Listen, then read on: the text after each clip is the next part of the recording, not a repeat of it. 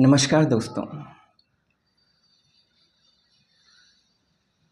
मेरा नाम अरुण कालिया है और अभी तक आपने कई वीडियो देखे हैं जैसे कि रैम रोम। पहले मैंने रैम रोम का वीडियो बनाया था और आज टाइप्स ऑफ रैम के बारे में बताएंगे कि टाइप्स ऑफ रैम क्या होता है, रोम क्या होता है और इसमें हम कैश मेमोरी को भी बताएंगे। तो बने रहिएगा एंड तक। तो सबसे पहले हम रैम को बताएंगे। हालांकि रैम को हमने बता दिया था पिछले वीडियो में और इसमें मैंने डिस्क्रिप्शन में लिंक भी दे दूंगा जो पुराना वीडियो है मेरा। तो शुरू करते हैं। तो सबसे पहले हम रैम के बारे में बताएंगे कि रैम कितने प्रकार की होती है।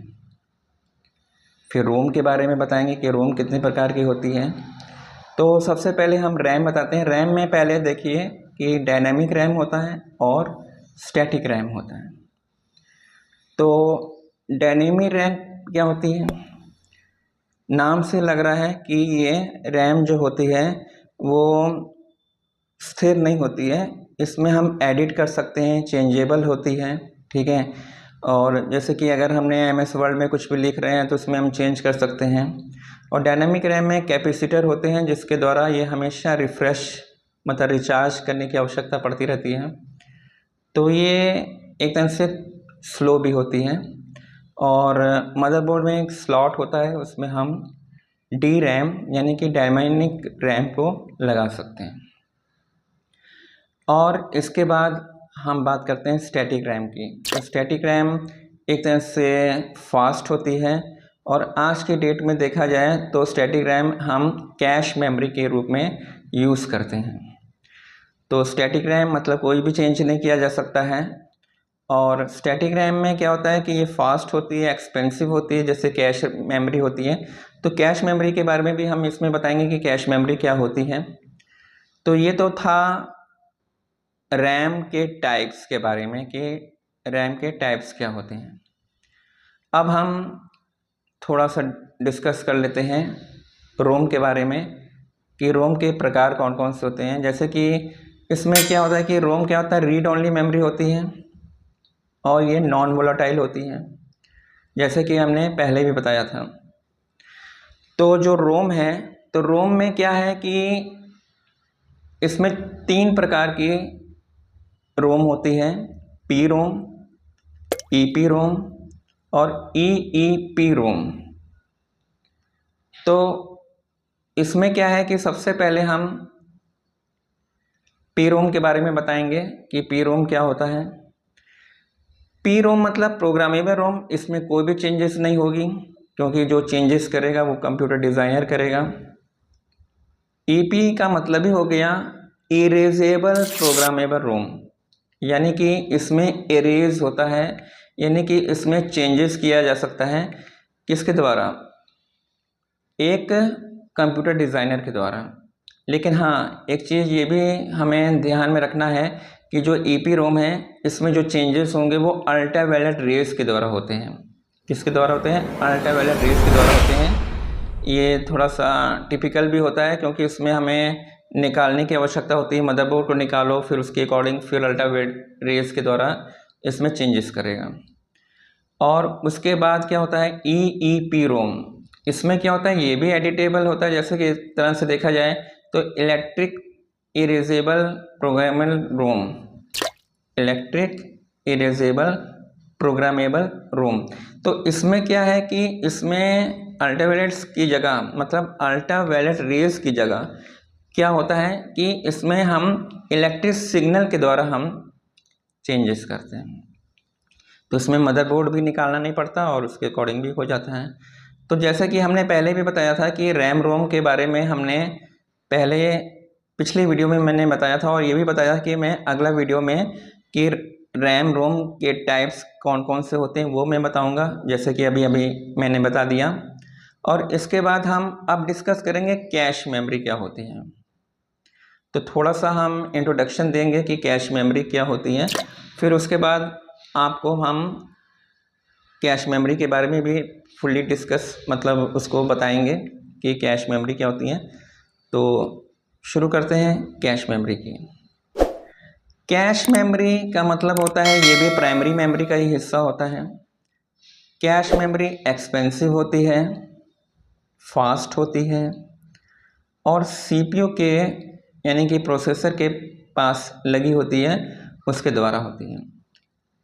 पहले हम एक छोटा सा लाइव एग्जांपल के अकॉर्डिंग हम बताते हैं, फिर हम इसको अदर एग्जांपल के द्वारा भी बताएंगे।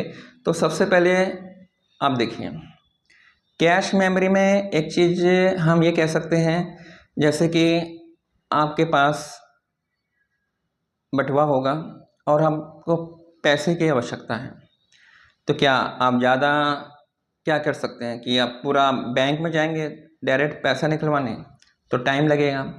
सीधे ही हमारे पास क्या रहेगा कि हम अपने पर्स से पैसा निकाल लें, वो कैश मेमोरी की तरह बिहेव करेगा। जैसे एक एग्जांपल के थ्रू, कोई व्यक्ति है या कोई विद्यार्थी है, वो अपना स्टडी कर रहा है, तो उसको बुक पढ़ना है, तो क्या करेगा, लाइब्रेरी, उसके पास लाइब्रेरी भी है, वहाँ पे भी अलमीरा है, वहाँ पे बुक्स रखा हुआ है, तो वहाँ से जब उठा के जब पढ़ेगा तो उसको टाइम लगेगा, टाइम टेकन रहेगा।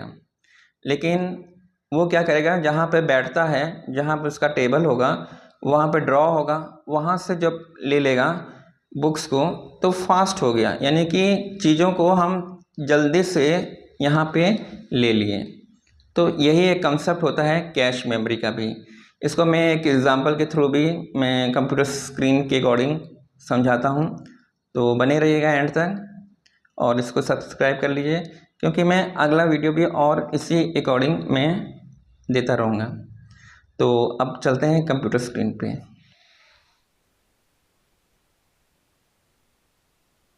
हेलो,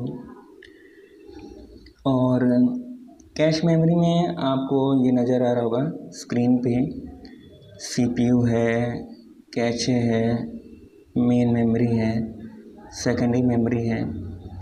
तो सेकेंडरी मेमोरी का मतलब हो गया हार्ड डिस्क, ठीक है। ये मेन मेमोरी हो गया यानी रैम, और इसमें क्या है, जैसे कि सीपीयू मतलब कि प्रोसेसर ब्रेन होता है। तो यहाँ पे हमारा कैश मेमोरी की आवश्यकता क्यों पड़ी? कैश मेमोरी की आवश्यकता इसलिए पड़ती है क्योंकि ये फास्ट होती है, स्मॉल होती है, और इसमें क्या होता है कि मेन मेमोरी जो होती है उसमें जो डाटा होता है पहले कहाँ जाएगा, सेकेंडरी मेमोरी में, हार्ड डिस्क में। और देखा जाए तो हार्ड डिस्क से ये थोड़ा सा फास्ट होता है मेन मेमोरी रैम, क्योंकि इसकी डेंसिटी थोड़ी सी कम हो जाती है, लेकिन वो समस्या अभी भी बनी होती है। तो उसके अकॉर्डिंग देखा जाए तो सीपीयू जो है वो क्या करेगा, पहले कैश मेमोरी में जो भी डेटा होगा उसको कैसे लेगा, तो पहले वो मेन मेमोरी में जाएगा, अगर डेटा मिल जाता तो ठीक है, नहीं मिलेगा तो फिर सेकेंडरी मेमोरी में डेटा जाएगा, हार्ड डिस्क से लेगा, ठीक है। तो इस तरह से प्रोसेस चलता रहता है, क्योंकि कैश मेमोरी में ज़रूरी नहीं है कि डेटा हमेशा मौजूद रहे, क्योंकि सीपीयू रिक्वेस्ट किससे करेगा, कैश मेमोरी से करेगा। तो कैश मेमोरी से जो भी रिक्वेस्ट करेगा, अगर डेटा मिल जाता है, गुड न्यूज़ हो जाती है, तो इसका मतलब हिट हो गया, और अगर नहीं मिलता है तो वो मिस डेटा हो जाएगा, यानी कि उसको नहीं मिल पाया। क्योंकि कैश मेमोरी में दो ही चीज़ होती है, हिट और मिस। हिट कब होता है, जब हम सीपीयू से मतलब कि प्रोसेसर जब भी रिक्वेस्ट करेगा पहले कैश मेमोरी से करेगा, क्योंकि वो पास में है तो पास से लेना आसान हो जाता है, तो वो हिट हो जाता है। अगर वो वहाँ पे डेटा नहीं मिलता है, गुड न्यूज़ नहीं है, नहीं डेटा मिला, मिस हो गया, तो वो मिस कहलाएगा। फिर क्या करेगा, फिर मेन मेमोरी में जाएगा, फिर डेटा सेकेंड मेमोरी से रिक्वेस्ट करेगा। एक तरह से देखा जाए कैश मेमोरी एक तरह से वो बफर की तरह यूज़ होती है, डेटा में कुछ डेटा इसमें पड़े रहते हैं ताकि हम आसानी से डेटा को फैक्श कर पाएँ, आसानी से डेटा को ले पाएँ। तो यही प्रोसेस होता है CPU, cache memory, main memory और सेकेंडरी मेमोरी का। तो यही होता है। तो उम्मीद है कि आपको समझ में आ गया होगा कि डेटा कैसे हम कैश मेमोरी से उठाते हैं। उम्मीद करते हैं आपको समझ में आ गया होगा कि कैश मेमोरी क्या होती है और रैम रोम के टाइप्स। तो देखने के लिए थैंक यू। ओके।